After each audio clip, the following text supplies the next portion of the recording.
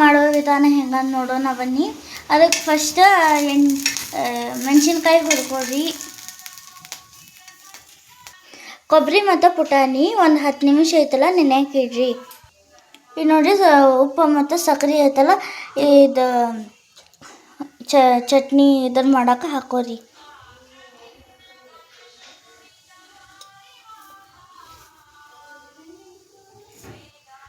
ಮತ್ತು ಅಲ್ಲನೂ ಹಾಕೋರಿ.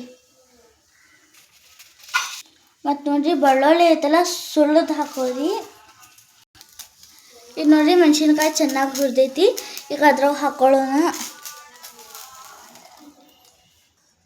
ಮತ್ತು ನೋಡಿರಿ ಒಂದು ಸ್ವಲ್ಪ ಲಿಂಬೆಹಣ್ಣು ಹಿಡ್ಕೊರಿ. ಈಗ ನೋಡಿರಿ ಅದು ಚಟ್ನಿಗೆ ಐತಲ್ಲ ಒಗ್ಗರಣೆ ಹಾಕೊಳ್ಳೋಕೆ ಎಣ್ಣೆ ಮತ್ತು ಸಾಸಿವೆ ಹಾಕ್ಕೊಂಡೈತೆ ನೋಡಿರಿ. ಮತ್ತು ಕರಿಬೇವನು ಐತಲ್ಲ ಹಾಕೋಬೇಕ್ರಿ. ಈಗ ನೋಡಿರಿ ನಾವೇನಿದು ಒಗ್ಗರಣೆ ರೆಡಿ ಮಾಡಿದ್ವಲ್ಲ ಅದು ಇದ್ರಾಗ ಹಾಕೋಬೇಕು ನೋಡಿರಿ.